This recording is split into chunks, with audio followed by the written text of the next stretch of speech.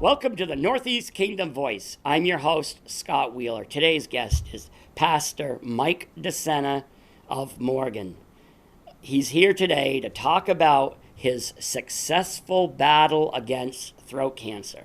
Welcome to the show, Pastor. Thank you. Appreciate it. Thanks for having me. Well, it's great to have you on because it's always nice to hear a success story. Yeah. Because you know what is, I don't know about you, but when I hear the C word, I instantly start thinking death. Yeah, of course. But that's not the case anymore, and you're living proof. That's correct. You know, there's the first line of the book Anna Karenina is, every happy family is alike. Right. Every unhappy family is unhappy in their own way. Right. And I have always looked at the cancer journeys that way, or not always, since I had cancer. They're all different. Different types of cancer, different things they do to your body, different treatments, different results. But every story, every cancer story is brutal and harsh and painful in its own way. But yes, more and more people are being treated and for cancer, and that's something to rejoice over.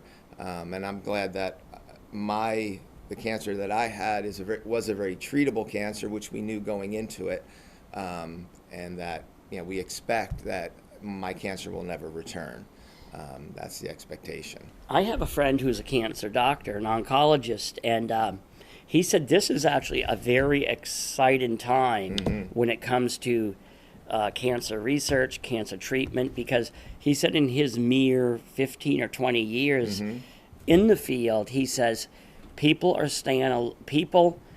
surviving cancer that weren't before. And he said, correct. Even if you're not cured, some of these cancers are now held at bay. Held at bay until you maybe just pass of something else. Yeah, that's right. So, what led up to your diagnosis? Because you're a fairly young man. You look like you're in very good shape. So, in 2015, thereabouts, I just noticed something different about my voice. And I went to my doctor and asked her about it, and she didn't think too much of it, which she shouldn't have. But I was insistent that there was something different about my body. Yes, my throat is what I do for a living. I speak, I sing. I'm kind of in tune with it. Right. I knew something was up. So I kind of insisted, and she referred me to the ENT. And I went to see the ENT, and he scoped my nose, which is putting a camera that's about 2 feet long down your nose, which is no fun, which I've had now done 24 times, and it's still not fun. And he didn't see anything. So I just kind of said, oh, well, whatever. And so time went on. And then in 2016, through 2016, I began to feel something in my throat. Didn't hurt. There was no pain. Didn't interfere with talking. Didn't interfere with eating. I just felt something. It felt as if something was stuck in my throat, and I would go trying to get it out or something. I went to the doctor again, and they said, well, maybe it's this or maybe it's that. And so that went on with no diagnosis or anything. They did offer a CAT scan if I thought I needed it, but I already had the nose scope and thought, well, I don't want to be a hypochondriac, so I didn't opt for that. Then in late 2018, I began having an earache. And then the doctor said, it's time for a CAT scan. And so, so it's interesting. So now, in late 2018, I'm in the middle of fighting cancer, but I don't know it yet. But to be honest, I was frazzled. I was tired all the time. I was, taking naps. I was frustrated. I was really, I thought I was having a nervous breakdown because I didn't know what was going on. Then the last sermon of 2018, I thought about it. I thought, well, this would be the last sermon in 2018. What if it was my last sermon? And I preached that sermon. What if this is my last sermon? What would I preach? And a couple months later, I lost my voice for 4 months, and I just thought that was kind of funny. So anyway, in January, I had a CAT scan. It showed the tumor. The tumor was never bigger than my pinky, the nail of my pinky, but it would have killed me. That's how cancer is. It's relentless. Then I had to go see have a biopsy done and was put under for that. And turned out it was cancer. Received the diagnosis on February 18th, which is the anniversary of my father's death, which I thought was interesting as well. Did he die of cancer? No, actually, yes, my dad did die of cancer. Not at all the same cancer, but did die of cancer. So I started in the process of treatment and actually started chemo and radiation on April 1st of 2019. At first, it was no problem. Chemo made me sick, made everything taste bad. Didn't like to eat, but I was still able to eat. Was still doing church. I was planning to do church as long as I could. We had Easter, and then the week after Easter, I preached on Sunday morning, came home and had lunch, took a nap, and woke up and was talking like this. And that was it for my voice. The next morning, I got up and I couldn't swallow.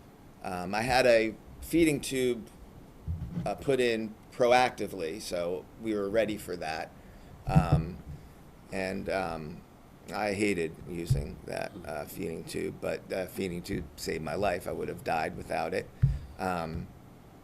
So I went through 7 weeks of daily radiation and then 2 chemo treatments ultimately.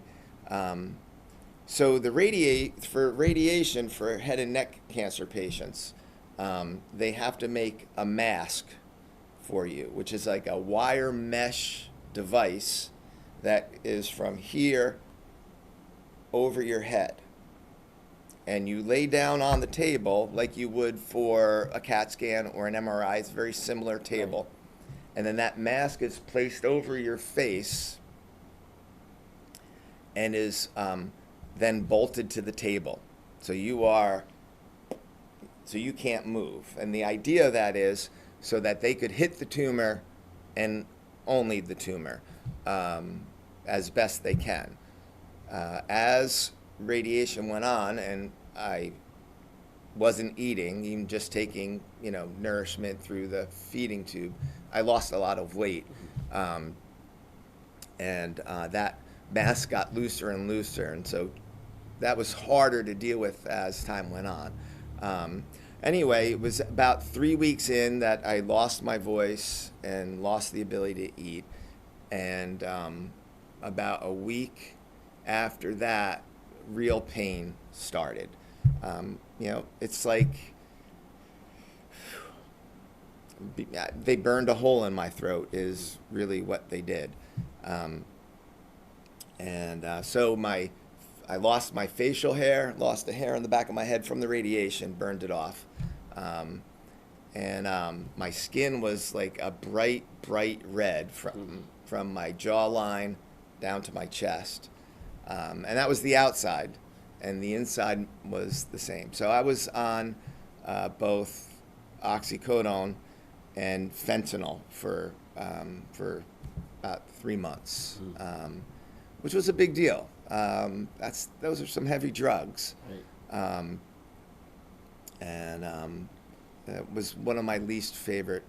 Well, everything was my least favorite part of it, but that was one of my least favorite parts of it, taking all that medicine, which once again could not be done orally. The fentanyl was in patches that I put on my chest, but the oxycodone had to go through my tube, so you had to crush them and mix them with liquid and put them in and so on. So, Now, your whole your life and work revolves around faith. How did your faith come into this?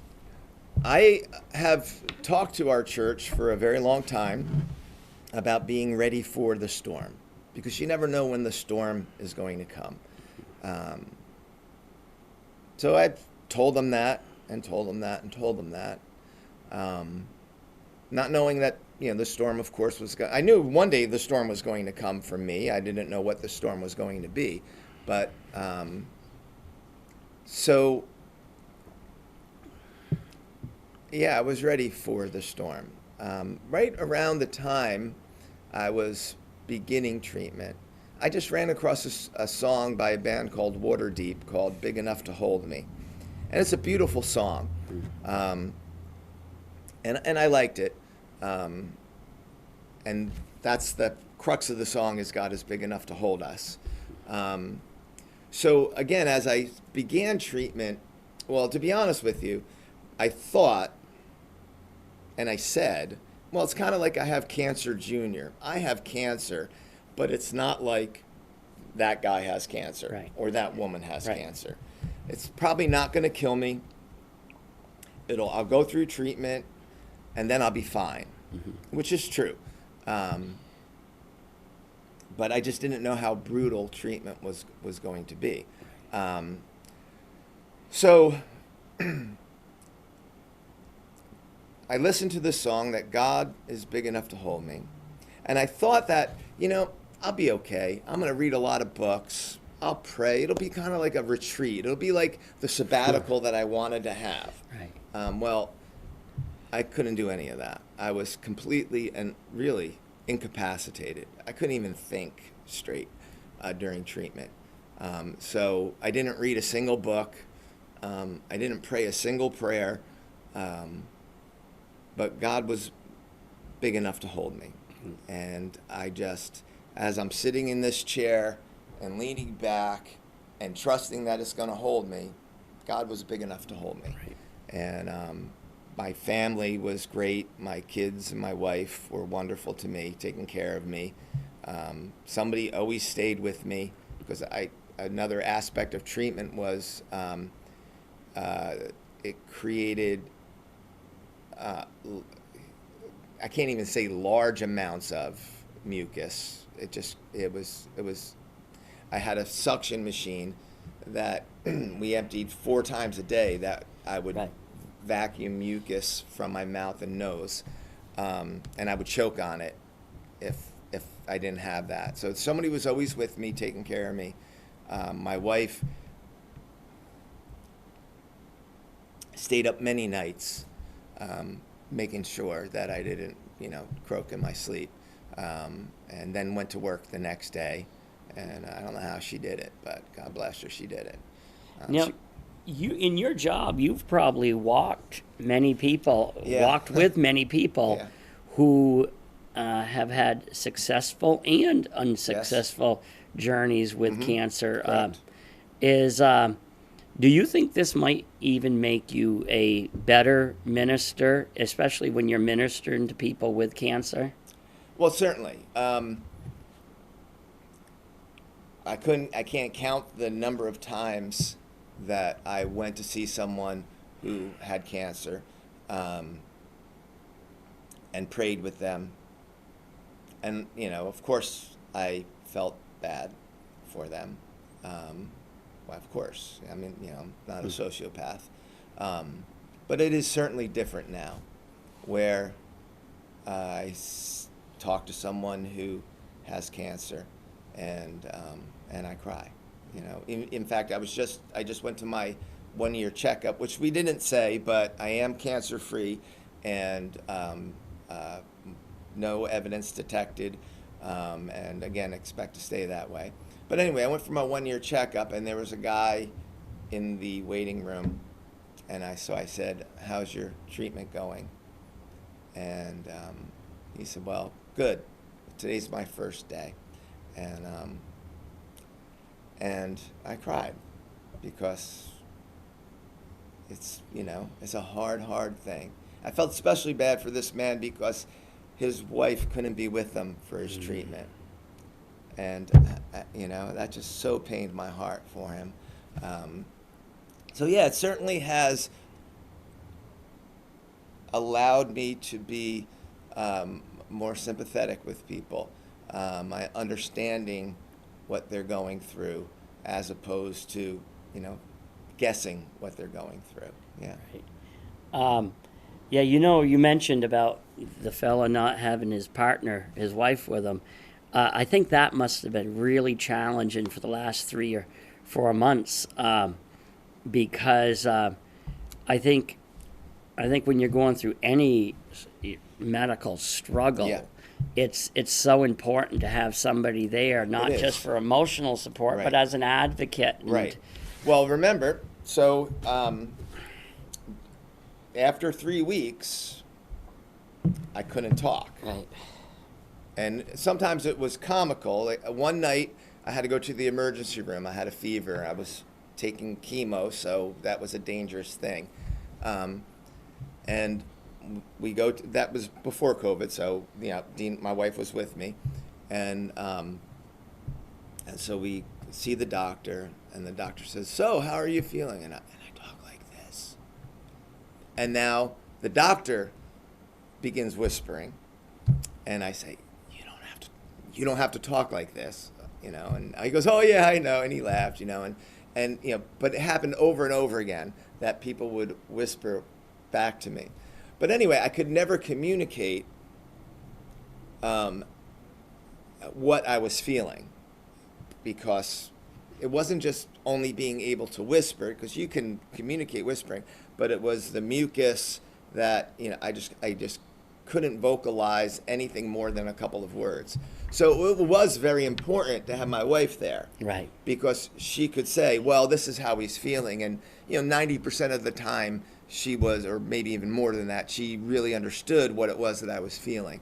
Because I would sit at home and I would write things down or type things on the computer for her to read. So it was important. So it must be very difficult for people now who now they're starting to allow people back in, which is good. But it was certainly needed for me at that time, because I couldn't, like I said, couldn't communicate. Yeah, because as we've talked before, I've been in a different medical journey with my father, Right. and you can have one at North Country. You can have one designated person go in, Right. and it has to be the consistent. And Dartmouth is a little looser with it, but that's how come I can appreciate the Right. fact that your wife played a Yeah. important role, because Right. And she's clear-minded. Again, through this, I'm on drugs, Right. and I can't think clearly. And she could listen and formulate and help me process through things. So, yes. And it's always great to have more than one set of ears listening, Right. Oh, absolutely. because we hear things differently based on a lot of different factors. Have you ever thought about what it could have been if you had not listened to your body and been persistent? I would be dying, if not dead by now. Yeah, because I think sometimes, no matter how good the hospital, no matter how good the doctor, and just no matter how well they're trained, 'cause my wife and I have had a couple experiences, particularly one with our children, and that's a long story in its own, where all the doctors, they're very Right on. well trained doctors, Yeah. but my wife understood. Right. There was something, Yes. and it saved our twins' lives 34 years ago. You have twins? Twins who were 34. Yeah, I have twins. We have twins as well. Oh, really? Yeah. Okay. Identical? No, fraternal, boy and a girl twin. Okay. Yeah. We have identical twin 34-year-olds and a daughter who is 29. Oh, nice. So, we only have about a little less than 10 minutes. Okay. What more would you like to tell the viewers and the listeners? So, So now I'm in the middle of treatment. It's awful. It's terrible. I missed my kids. All three of my kids graduated last year. They're only a year apart, so they were all in the same grade. I missed their graduation. I missed their senior recitals. I missed their senior baseball and softball games. So it was really sad. Treatment ended in the middle of May. Took till about July until I began eating and speaking a little bit. So I was out of work and out of church all of that time. I began going to church again in the middle of July, but our congregation took over, and God bless the Morgan Church. I can't tell you how wonderfully they did. Lots of things make me cry, but that's one of the things that does make me cry. They preached, they prayed, they led the services, they met in small groups, they made the business decisions, all on their own. I bet you your family ate well too. What's that? I said your family probably ate well. What? You know what? We didn't. They didn't, because I could not stand the smell of food, and so we had, no, they didn't. They ate out a lot. My kids did, and ate when I was sleeping or something. I don't even know. But funny, they did make us food at my kids' graduation. The church did. So that's the middle of June, and somebody made this turkey casserole that smelled so good. Oh man, I would dream of eating, Scott. And nobody was home. I don't know if somebody was, but anyway, I just smelled that and I said, I have to try it. And I took a spoon and I dipped it in the gravy and I took a little sip. That was the first thing I could, even, I choked on it, but I got it down. So I started going to church, did a few things, but wasn't in the pulpit until September. Right. And that was my first sermon. September 8th was my first sermon. What was the topic? It was, well, I preached the last sermon I would ever preach, which is, it is our privilege in life to know God and love God and follow God and make God known. That's what we're all about as Christians. That was my last sermon, and that was my first sermon back. And I had planned that from the middle of treatment, that's what I would preach. You mentioned one thing before the show, that some things don't taste the same anymore. That's correct, yeah. So still, to this day, some things that I love, coffee, pizza. I'm an Italian guy from North Jersey. I make pizza. You don't like pizza now? Not really, no. It's getting better. The sauce tastes sour to me. Right. And the way the cheese melts, it just doesn't fit it just doesn't feel good in my mouth. So I eat it. I ate it last night, but I don't really like it. So it's funny. I took a ancestry test not so long ago, and I was 44% Italian. My mom's not Italian. And then just recently, they sent me an update that actually I'm only 38% Italian. And I guess it's because I found out I don't like pizza. I'm not sure. But one thing I do love, absolutely love, and I eat it almost every day, is pasta and garlic. So I am still kind of Italian, I guess. Right. Yeah. A lot of things don't taste good. A lot of things I have trouble swallowing. Right. So any kind of chewy meat, any kind of very lean meat, breads are very difficult for me to eat. I drink a whole bottle of water with a meal. But it's getting much better, and I don't really have complaints. Many people who have had my cancer never get to eat again. So I have it pretty good, and I'm grateful for that. I could speak well. Most people don't notice that I speak funny. When I wake up in the morning, my voice is like this. Or if I'm walking and I haven't spoken in, 10 or 15 minutes, and someone says, "Hey, Mike," I might say, "Hey," It just doesn't, but if I'm ready to speak, I can speak pretty well. And my singing is not what it was, but I can lead songs again for the most part. Have to change the key to a lot of songs.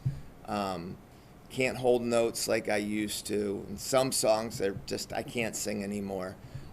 The doxology that most churches sing every Sunday, I can't sing. I just can't find the note, and I can't explain why. But. So in closing, if we have any viewers or listeners who are going through a battle with cancer or any, serious ailment, or they have a loved one, do you have any advice? Well, again, it's better to be ready for the storm before the storm comes. And by that, I mean, you should know what you believe. For me, Jesus is my Savior. He's my Lord. He holds me in his hands. I can trust him completely that he will give me the strength to go through it. So be ready before the storm comes. Have a good network of friends and family as best you can. It's great to get involved in a church that you have that network built in. Our church was great to me. In fact, all of the area churches, I was on all their prayer lists. It still, again, makes me cry when I run into somebody from another church and said, "Oh, we prayed for you every week." I mean, that means so much to me. That's really important. Letting God hold you, because he's big enough to hold you. And that's the only thing that gets you through it in the end. You know what we've got to do? We've got to have you on another show in the future. And we can talk about your journey from Jersey I would do that. to Morgan, and just about your faith, because Sure. I know a mutual friend of ours is a frequent flyer on here, Pastor Mike Haddad of the Derby Community Church, and I think it'd be great to hear your story. Sure, I'd love to tell you that. So, okay, well, thank you for coming on. You're welcome. Thanks for having me. And thank you to the viewers for tuning in to another segment of the Northeast Kingdom Voice.